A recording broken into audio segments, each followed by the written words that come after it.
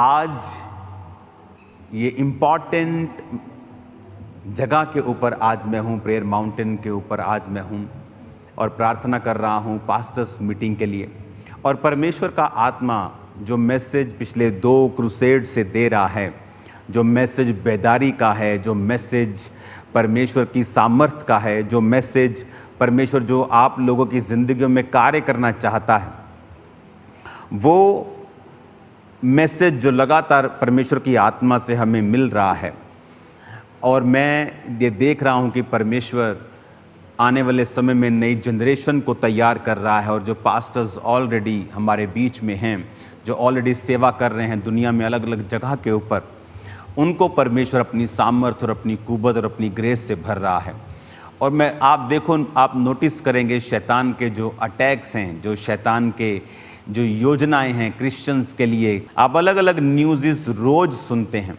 आपको लगता है कि परमेश्वर इसको जानता नहीं, कि आपको लगता है कि ये सब कुछ शैतान कर रहा है और परमेश्वर का इस पर कोई कंट्रोल नहीं है।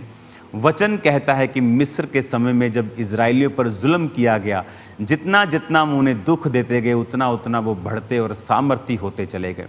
और याद रखना, जो परसिक्यूशंस, जो सताव आप लोग सह रहे हैं, जो अलग अलग स्टेट्स में लोग सह रहे हैं, आप एक बड़ी बेदारी और बड़े परमेश्वर के काम को देखने वाले हैं। आपको आनंदित रहने की ज़रूरत है, क्योंकि शैतान जो है तिल मिलाया हुआ, घबराया हुआ, उसे दिख रहा है कि जो उसका राज्य था वो उसके हाथों से निकलता जा रहा है। और परमेश्वर का राज्य जो किसी धर्म को स्थापित करने नहीं, जो धर्म परिवर्तन करने नहीं, जो जीवन परिवर्तन करने आया, जो आत्मिक राज्य परमेश्वर स्थापित करने आया, शैतान को दिख रहा है कि वो राज्य स्थापित हो रहा है। आज जो लोग सेवा में हैं, जो लोग पास्टर्स हैं, जो लोग परमेश्वर का कार्य करते हैं, परमेश्वर का आत्मा आपसे बात कर रहा है। और आज आप नोटिस करेंगे कि परमेश्वर का रूह आपके हाथों के ऊपर, आपके सिरों के ऊपर खुद वो ऑयल डाल रहा है। और खुदावंद की उपस्थिति में आप पूरी तरह से भर के आप आज यहाँ से वापस जाएंगे, क्योंकि परमेश्वर ने ये ठान लिया है कि आज आपको वो आत्मा से भरपूर करके वापस भेजेगा। हालेलुया। दानियेल 5 उसकी 1 आयत में लिखा है, बेलशस्सर नामक राजा ने अपने हजारों प्रधानों के लिए बड़ा भोज किया और उन हजारों लोगों के सामने दाख मधु पिया। और दाख मधु पीते पीते बेलशस्सर ने आज्ञा दी कि सोने चांदी के जो पात्र उसके पिता नबूकदनेस्सर ने यरूशलेम के मंदिर में से निकाले थे, उन्हें लाया जाए कि राजा प्रधानों, रानी और रखेलियों समेत उसमें से पिए। अब यहाँ पर जिस राजे ने दानियेल और उसके 3 साथियों को अगवा किया था, अब वो इस दुनिया में नहीं है और आगे एक बेलशस्सर नाम का राजा है। और ये राजा परमेश्वर का भय नहीं मानता और ये परमेश्वर के घर से मंगवा कर उन बर्तनों में जो परमेश्वर के पवित्र बर्तन थे और उनमें शराब पीता है। और वचन कहता है कि जब वो शराब पी रहा था और शराब पीकर अपने पीतल और अपने काठ के देवताओं की स्तुति कर रहा था, तो लिखा 5 आयत में, उसी घड़ी मनुष्य के हाथ की कई उंगलियां निकलकर दीवट के सामने राज मंदिर की दीवार के चूने पर कुछ लिखने लगी, और जो हाथ का भाग लिख रहा था वो राजा को दिखाई पड़ा। अब यहाँ पर एक हाथ प्रकट होता है और हाथ प्रकट होकर वो लिखने लगता है और अकेला हाथ है। और ये देखकर जो बाइबल कहती है, राजा के जो जोड़ थे वो ढीले पड़ गए। पंडितों को और सब शास्त्रियों को, सब लोगों को, विद्वानों को, तंत्रिकों को बुलाया गया कि ये जो लिखा है इस हाथ ने, इसे पढ़ के बताओ। अब यहाँ पर उसने कहा कि दानियेल को बुला, जिस तरह पिता ने बेलशस्सर जिसका नाम रखा था और सब तांत्रिकों और सब पंडितों के ऊपर उसको प्रधान बनाया था, उसके अंदर एक उत्तम आत्मा, ईश्वरीय को तुल्य बुद्धि उसमें रहती है। और वचन में लिखा है कि दानियेल उसके सामने बुलाया गया। और दानियेल जब राजे के सामने आया तो राजा ने उससे कहा, दानियेल, अगर ये लिखा हुआ तो इसका अर्थ मुझे समझाए, तो सोने की कंठमाला मैं तुम्हें पहनाऊंगा, तुझे बहुत से दान दिए जाएंगे। तो दानियेल ने कहा, राजा तो अपने दान अपने पास रख, परंतु मैं इस लिखे हुआ का अर्थ तुम्हें जरूर समझाऊंगा। तो वचन ये कहता है कि जब दानियेल उसका अर्थ समझाने लगा, 25 आयत में लिखा, जो शब्द लिखे गए थे वो थे, मने मने तकेल ऊपर सीन, इस लेख का अर्थ है मने, यानी परमेश्वर ने तेरे राज्य गिनकर उनका अंत कर दिया है। तकेल, तू तराजू में तोला गया और हल्का पाया गया है। परेस, तेरा राज्य बांटकर मादी और फारसियों को दिया गया है। तब बेलशस्सर ने आज्ञा दी, दानिय्येल को बैंजनी रंग का वस्त्र और उसके गले में सोने की कंठमाला पहनाई जाए। और ढिंढोरिये ने पुकार कर कहा, राज्य में तीसरा दानिय्येल प्रभुता करेगा। अब ये समझने वाली बात आप ध्यान से समझना। आपके पास एकदम से कोई आके कहे, क्यों राजा ने विश्वास कर लिया? एक अविश्वासी शराबी राजा जिसे परमेश्वर के बारे में कोई नॉलेज नहीं है, और जैसे ही दानिय्येल उसको बताता है, वो क्यों विश्वास करेगा? आपने कभी सोचा? क्योंकि वो क्यों अगर कोई आपके पास आकर बोले कि कल इंग्लैंड से एक गोरा आएगा या अफ्रीका से एक काला व्यक्ति आएगा और तुम्हारे घर के ऊपर कब्जा कर लेगा, आप बोलेगा क्यों करेगा भाई? वो मेरे घर के ऊपर क्यों कब्जा करेगा? ऐसा क्या हो गया? मेरे पास सब कुछ लीगल है, ऐसे क्यों कोई आ सकता है? पर आपने नोटिस किया होगा, उस राजा ने एक भी क्वेश्चन नहीं किया। उस राजा ने एक भी बार उससे सवाल नहीं पूछा कि कौन है दारा, कौन है मादी, क्यों इनको मेरा राज्य मिलेगा। आप जानते हैं क्यों? हर एक राज्य की एक गुप्त सेना होती है जो वो खबरें देते हैं जो आम लोगों को नहीं मालूम होती। यहां पर जो इस राजा की इंटेलिजेंस एजेंसी होगी, वो उसको बताती होगी कि फलाना ग्रुप तेरे खिलाफ साजिश कर रहा है। और जैसे ही दानिय्येल ने बोला, इसीलिए उसने कोई क्वेश्चन नहीं किया, क्योंकि उसके पास ये खबर शारीरिक रूप में पहले से थी। और जैसे ही दानिय्येल ने कहा, उसको मालूम था कि ये व्यक्ति सच बोल रहा है। और बाइबल कहती, उसी रात उन्हीं लोगों ने, दारा और मादी जो राजा बना, फारसी और मादी लोगों ने उसे मिलकर मार दिया और उस राज्य को ले लिया। अब वो राजा, उसको मालूम था कि ये व्यक्ति परमेश्वर की आत्मा से भरा हुआ है और जो ये बोल रहा है वो सच बोल रहा है। 62 वर्ष का वो दारा मादी राजा बनता है और वचन कहता है कि वो 120 अधिपति, यानी 120 गवर्नर्स आप सोच सकते हैं या चीफ मिनिस्टर सोच सकते हैं, जो पूरे राज्य के ऊपर ठहराता है। और 120 लोगों को बोला कि तुम पूरा हिसाब किताब लो और राज्य करो। और 120 के ऊपर वो 3 लोगों को ठहराता है और उन तीनों में एक दानिय्येल था। अब वो सब लोग दानिय्येल से नफरत करने लगे थे, क्योंकि दानिय्येल राजा के बाद वो तीसरा स्थान उस जगह के ऊपर रखता था। दानिय्येल पवित्रताई में जीता था। दानिय्येल परमेश्वर की व्यवस्था को तोड़ता नहीं था। और बहुत से लोग थे जो दानिय्येल के साथ जेलसी करते थे। जब आप परमेश्वर का सही काम करते हैं तो बहुत से लोग आपके खिलाफ उठेंगे, बहुत से लोग आपको जेलसी करेंगे, बहुत से लोग ढूंढेंगे कि किस तरह से आपको डाउन किया जाए। और धीरे धीरे जब आप परमेश्वर के संग चलते हैं और छोटे से छोटे वचन को आप मानते हैं, आप छोटे से छोटे वचन पर यकीन करते हैं, आप वचन के ऊपर पूरी तरह से चलते हैं। आज बहुत से पास्टर सेवकाइयों में स्ट्रगल करते हैं, लेकिन क्या आप पवित्रताई में हैं? अगर आप सोचें, क्या आप पवित्रताई में स्ट्रगल कर रहे हैं? वो स्ट्रगल ही है जो आपको ग्रो नहीं करने देता। अब यहां पर दानिय्येल जो था, वो उसके विषय में कोई दोष वो ढूंढ नहीं पाए। वो बहुत ढूंढते रहे कि कहीं ना कहीं हम इसमें दोष ढूंढे और इसको डाउन करें, क्योंकि दानिय्येल एक पकड़ा हुआ एक लड़का, जस्ट एक बंधुए के रूप में उस देश में जिसने प्रवेश किया और धीरे धीरे उसका रैंक बढ़ता गया। और अब वो एक तरह के उस देश के एक तीसरा प्रभुता, यानी वो एक थर्ड था, वो कि उस राजा के बाद दूसरा और दूसरे के बाद वो तीसरी उसकी पोजीशन थी। वेरी हाई पोजीशन, रिगार्ड उसका लोग करते थे, लेकिन लोग अभी भी जो जेलसी करने वाले थे उसको डाउन करना चाहते थे, उसके खिलाफ षड्यंत्रों को रचते थे, किसी ना किसी रीति से हम इसे डाउन कर सकें। स्कीम निकाली कि आओ हम दानिय्येल को उसी के व्यवस्था में फंसाते हैं। ये व्यवस्था में लिखा है ना, दानिय्येल इसको तोड़ेगा नहीं, हम इसी में इसको फंसाते हैं। और उन्होंने क्या कहा, राजा को आए और बोले, राजा हम ये तुमसे मांगते हैं कि अगले 3 दिन तक तेरे पूरे राज्य में कोई भी व्यक्ति जो तेरे अलावा किसी और से प्रार्थना करेगा वो शेरों की मान में डाल दिया जाए। राजा को फूंक दे देकर उन्होंने मना लिया। और राजा अंदर से नहीं जानता था कि ये एक्चुअल में प्लानिंग किसके खिलाफ कर रहे हैं। उसे लगा ये उसकी बेहतरी की बात कर रहे हैं। उसने हस्ताक्षर कर दिए।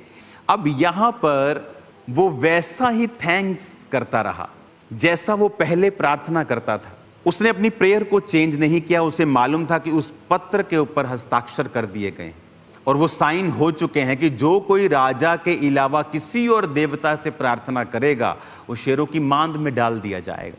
फिर उसी परीक्षा में दोबारा फंस गया है, जिस परीक्षा में वो अपने बचपन में फंसा था कि या तो मुझे वर्ड देखना है और अपनी जान से हाथ धोना है, या तो मुझे परमेश्वर के वचन को पूरा करना है, और या उसके सामने, शैतान के सामने सरेंडर कर देना है।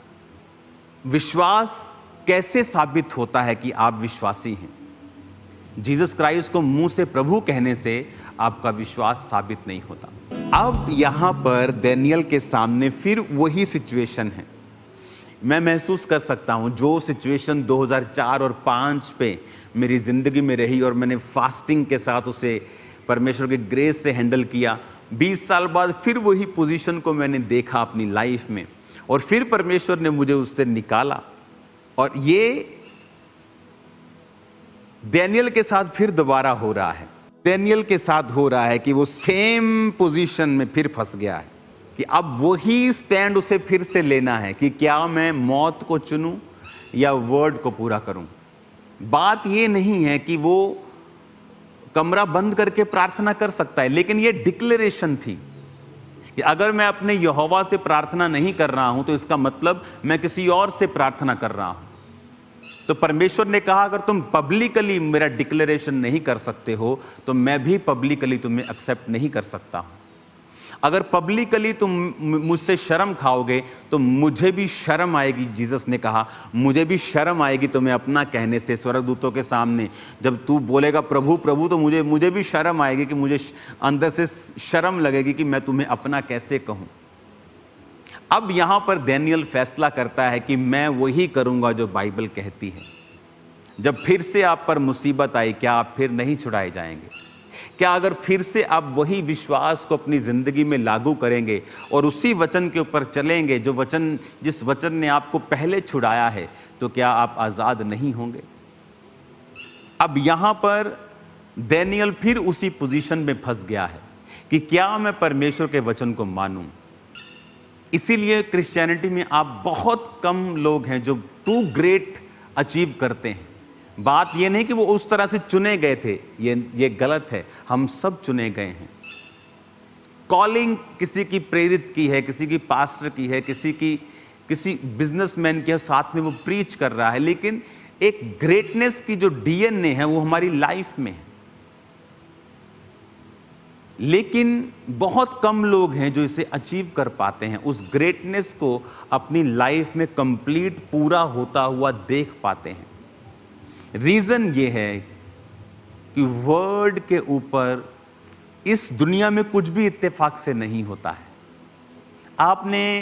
हमें लगता है ये इत्तेफाक है, लेकिन 1999 में इस दुनिया का सबसे बड़ा पेंटिकोस्टल स्ट्रक्चर, एक पेंटिकोस्टल चर्च स्ट्रक्चर नाइजीरिया में बना।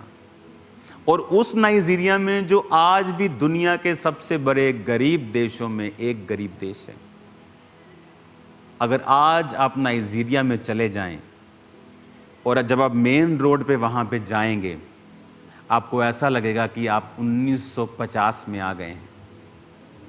जब भारत में 1930 में, आप पुरानी देखते हो ना वीडियोस, जब आप रोड है और इधर उधर बस जंगल ही जंगल है और छोटे छोटे टूटे फूटे दुकानें हैं, वो कोई इंफ्रास्ट्रक्चर नहीं है। आज तो चमक दमक है इंडिया में। आपको लगेगा कि आप 70 साल पीछे चले गए हो। आज भी नाइजीरिया में वहाँ लोगों की जो तनख्वाह है एवरेज, मैंने देखा है बड़ी बड़ी जगहों पे जो ड्राइवर्स लोग काम करते हैं उनकी 30,000 नायरा, 35,000 नायरा, जो इंडियन करेंसी में 6 से 7 हज़ार रुपया बनता है। जब मैंने वो कैलकुलेशन देखी थी कुछ देर पहले, तो वो 7-8 हज़ार रुपया महीने का कमाते हैं। और एक घर में 4 लोग काम करते हैं तो खाना खा पाते हैं। खाना भी महंगा है, एक टाइम का खाना 1000 नायरा का है। चावल महंगे हैं जो उनका मेन फूड है। आटा मक्की का महंगा है जो उनका मेन फूड है। मीट बहुत महंगा है, जो उनका मेन ये फूड है। सब्जियां बहुत कम हैं, 3 तरह 4 तरह की सब्जियां सिर्फ मैंने वहां देखी मोस्टली लोगों के घर में, वो भी ग्रीन पालक के जैसी। इतनी गरीबी होने के बावजूद भी क्यों नाइजीरिया में ही परमेश्वर ये सोचता है कि मुझे सबसे बड़ी चर्च जो बनानी है दुनिया की, वो नाइजीरिया में बनानी है? क्योंकि उस पास्टर ने एक फैसला किया। 3500 नायरा होते थे, आज के 700 रुपए, आज से 40, 50, 60 साल पहले। तो उसने फैसला किया था कि मैं अपने टाइथ को बोऊंगा और जो कुछ मेरी सेवकाई में आएगा मैं इसे बोऊंगा। इसका टाइथ मैं अपने पास कभी नहीं रखूंगा। एक बार उसके स्पिरिचुअल फादर ने उसको बुलाकर उसके सामने पैसों का ढेर लगाया और कहा, ले जा और काम कर परमेश्वर के। उसने कहा, नहीं, मुझे पैसा नहीं चाहिए, मुझे ये बताएं कि ये आता कैसे है। तो उसने कहा, टाइथ कभी मत भूलना, तंग हो, कुछ भी हो, खाना 2 टाइम के बजाय 1 का कर देना, लेकिन प्रभु का वचन कभी ना तोड़ना। और उसने टाइथ देना शुरू किया। दुनिया का सबसे बड़ा स्टेडियम उसी नाइजीरिया में वही पास्टर बना रहा है, वो जल्दी बन के रेडी हो जाएगा। इमेजिन करो, आज भी, क्योंकि वो रूल सेम है, जो वर्ड सेम है, और अगर हम उसे फॉलो करेंगे तो रिजल्ट भी सेम है। और यहां पर जब दानियेल प्रार्थना करता है और उसके विषय में चुगली खाकर राजा को बताया जाता है कि वो तो तेरी बात को नहीं सुना, अब बाइबल कहती है राजा उदास हो गया और शाम तक उसे बचाने के प्रयत्न करता रहा। अपने वकीलों को बुलाया, अपने मंत्रियों को बुलाया और पूछा, क्या किसी तरह से हम उसे बचा सकते हैं? कोई क्या कानून कोई ऐसा है कि मेरे हस्ताक्षर किए हुए पत्र पे की भी रोक लग सकती है, या कुछ ऐसा कोई कुंडी डाल दो बीच में कि ये बच जाए। और उनके पास एक भी योजना नहीं थी कि राजा, जब तेरा हस्ताक्षर हो गया और तेरी अंगूठी की छाप हो गई, उसके बाद तो उस आज्ञा को खुद भी बदल नहीं सकता है। ये जुबान बदलने वाली बात होगी, तेरी जुबान पे आ जाएगी, तेरी इंटेग्रिटी पे आ जाएगी। और रात पूरी उदास रहा, उसने कुछ नहीं खाया, कोई सुख विलास की वस्तु नहीं उसने भोगी, और दानियेल शेरों की मांद में डाल दिया गया। तड़के होते ही राजा भागा और दुखी भरी वाणी से चिल्लाकर उसने कहा, कहता, मैं परमेश्वर के सामने निर्दोष पाया गया हूं। कि क्या आप परमेश्वर के सामने निर्दोष हैं? क्या आपकी जिंदगी ऐसी है कि आप परमेश्वर के सामने पवित्रताई में हैं, प्रार्थना में हैं, निर्दोष हैं? राजा दुखी था और राजा ने जब उसे बाहर निकाला, उसे खुशी हुई। और उसके बाद जिन्होंने चुगली खाई थी वो अपने परिवारों, बच्चों समेत उस शेरों की मांद में डाल दिए गए। और वो भी डाले ही थे, शेरों ने उसे पकड़कर। इसलिए वचन कहता है कि जो तुम्हारे खिलाफ गड्ढे खोद रहे हैं वो अपने गड्ढों में खुद गिरने वाले हैं। समय आएगा, अगर तुम परमेश्वर के साथ निर्दोष हो और सही रीति के साथ चल रहे हो, तो उचित समय पर परमेश्वर अपना हाथ तुम्हारे जीवन के ऊपर फिर दिखाएगा और फिर इन लोगों को, इन मक्कारों को प्रूफ करेगा कि परमेश्वर तुम्हारे संग है। परमेश्वर ने कहा, इन कुत्तों से चौकस रहो, इन काट कूट करने वालों से चौकस रहो। ये काट कूट करने वाले कुत्ते हैं जो फाड़ डालना चाहते हैं। किनको कह रहा है?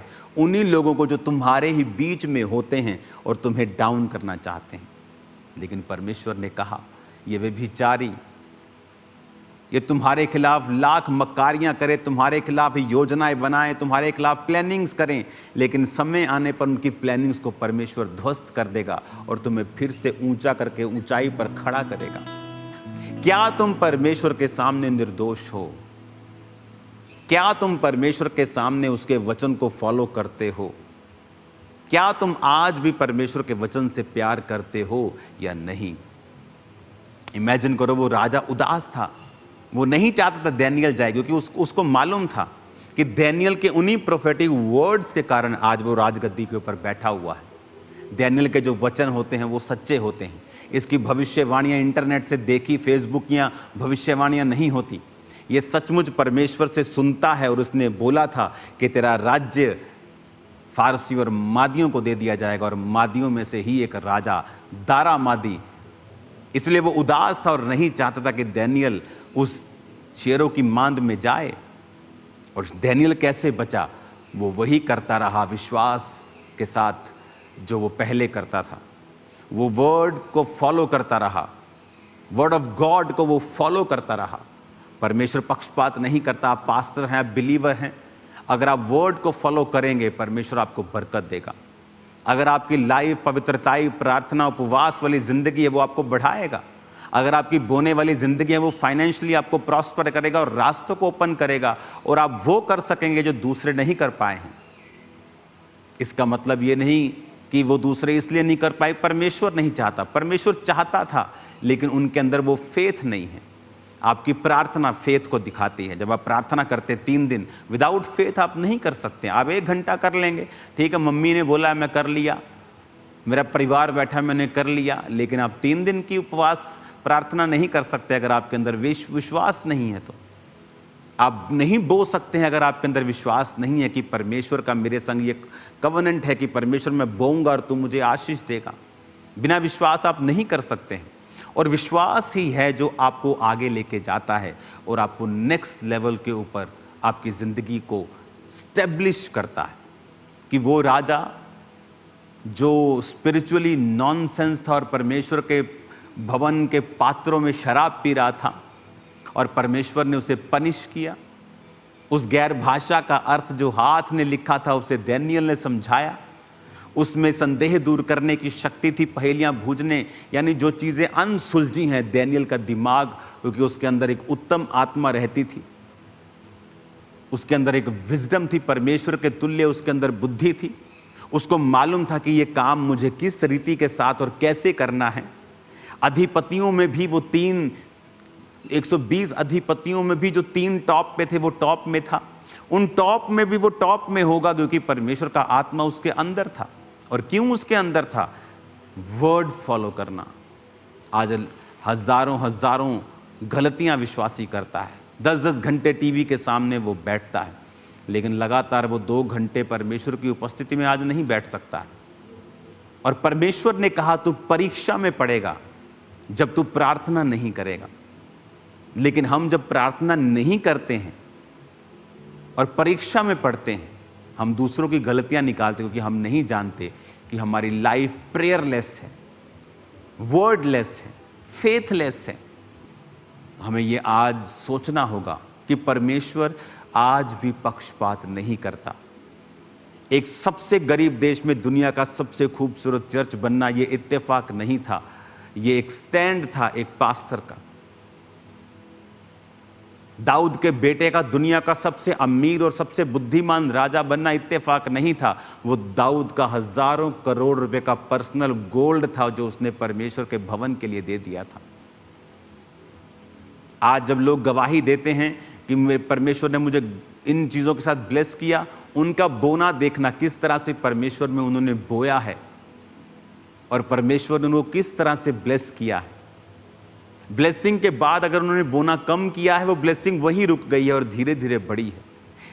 आप जिस स्टेज पर भी हैं, आप वर्ड को जब फॉलो करते हैं, लाइफ आपकी सेम नहीं रहती है। जब आप आज यहां पर बैठे हैं परमेश्वर की पवित्र प्रेजेंस में, और आज आपसे सिर्फ 100 मीटर दूर मैं आज प्रार्थना पहाड़ पे हूं और आज स्पिरिट आपको टच कर रहा है और बहुत से लोगों के जो चेस्ट के ऊपर से रोग मैं खत्म होते हुए देख रहा हूं। आपकी आईज के ऊपर से, आपके ब्लड से, आपके अंदर के सिस्टम से इन्फेक्शंस को, गड़बड़ियों को मैं हील होता हुआ राइट नाउ देख रहा हूं। इस प्रार्थना पहाड़ की फायर आज जो यहां मैं महसूस कर रहा हूं कि हम अपने हाथों को उठाएं और जितने पास्टर्स चर्च में मौजूद हैं वो पुलपिट पे सामने आ जाएं। जितने पास्टर्स चर्च में मौजूद हैं वो सामने आ जाएं। आज जब प्रार्थना मैं आपके ऊपर कर रहा हूं, होली स्पिरिट पास्टर्स के ऊपर से जो अटैक्स हैं, जो डेविलिश अटैक्स हैं, सिकनेस अटैक्स हैं, फाइनेंशियल अटैक्स हैं, आपके मेंटल अटैक्स हैं, उन्हें फिनिश कर रहा है। जब मैं यहां से आपके ऊपर प्रार्थना कर रहा हूं तो जो पास्टर्स सेक्शन में पास्टर्स बैठे हैं वो सामने आ जाएं और लोग सब अपने हाथों को उठाकर खड़े हो जाएं और मेरे संग आप ये प्रार्थना करेंगे कि परमेश्वर आज तेरा आत्मा मुझे छुए और सारे शैतान के अटैक मेरी जिंदगियों से नाश हो जाएं यीशु मसीह के नाम। जितने लोग इस प्रार्थना में हैं, तेरा पवित्र आत्मा उन्हें छुए और ब्लेस करे। अंधकार की शक्तियां इनकी जिंदगी में कार्य न कर सके। अपने हाथों को उठाओ।